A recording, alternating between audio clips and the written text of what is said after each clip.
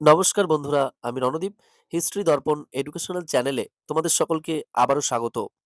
আজ আমাদের আলোচনার মূল টপিক হলো তোমরা যারা উচ্চ মাধ্যমিক পরীক্ষা দিচ্ছ এবছর এবং তোমাদের উচ্চ মাধ্যমিক পরীক্ষা যাদের আগামীকাল ইতিহাস পরীক্ষাটি রয়েছে তাদের কি ধরনের প্রশ্ন পরীক্ষায় আসবে সে সংক্রান্তই কিছু লাস্ট মিনিট সাজেশন আজকে আমরা আলোচনা করব।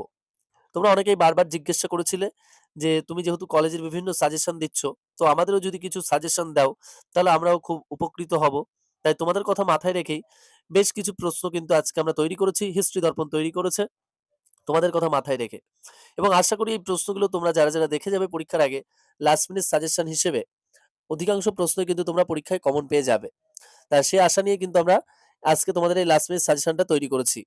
আর এই লাস্ট মিনিট সাজেশনটা আমরা যে প্রশ্নগুলো আলোচনা করেছি এই প্রশ্নগুলো সবাই একটু খুব ভালোভাবে দেখে যাবে।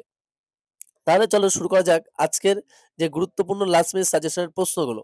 তবে তার আগে একটু বলি, তোমরা যারা চ্যানেলে নতুন আছো অবশ্যই চ্যানেলটিকে সাবস্ক্রাইব করে নোটিফিকেশন অন করে রাখবে এবং বন্ধু বান্ধবদের মাঝেও শেয়ার করতে কিন্তু একদম ভুলবে না। তাহলে চলো শুরু করা যাক লাস্ট মিনিট সাজেশনটা।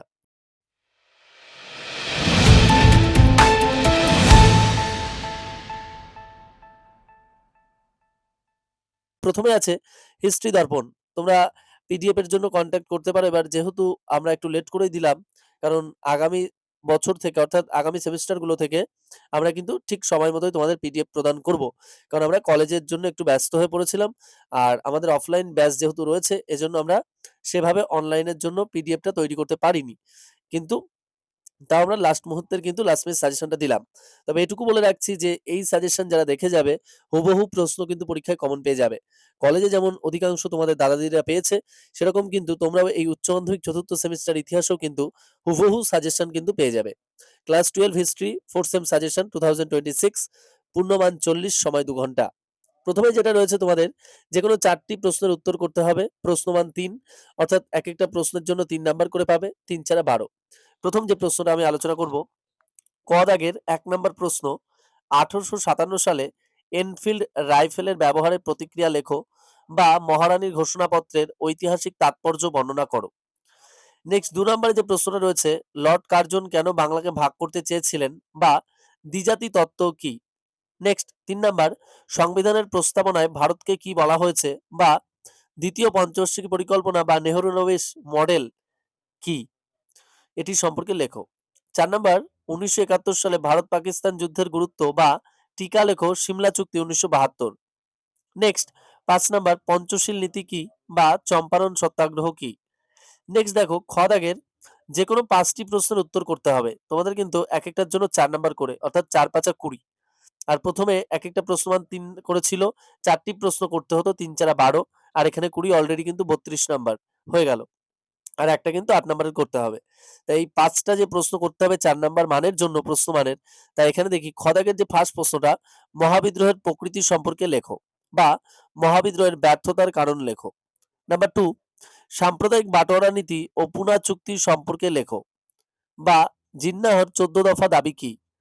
নাম্বার 3, সুরাট বিচ্ছেদ 1907 কি বা চরমপন্থী আন্দোলনের লক্ষ্য কি। নাম্বার 4, ভারতের উপর প্রথম বিশ্বযুদ্ধের প্রভাব লেখো বা রাওলাট আইন কি ও সেফটি ভালভ তত্ত্ব কি। দেখো এক্ষেত্রে কিন্তু ভাগা ভাগা প্রশ্ন তোমাদের দিতে পারে, 2+2 4 এক্ষেত্রে। নেক্সট 5 নাম্বার, সাইমন কমিশন ও নেহেরু রিপোর্ট, এটাও কিন্তু এমন ধরনেরই একটা ভাঙা প্রশ্ন, 2+2 অর্থাৎ 4। বা ডান্ডি মার্চ কি। নাম্বার 6, সংবিধানের বৈশিষ্ট্যগুলি লেখো বা জোট নিরপেক্ষ নীতি কি।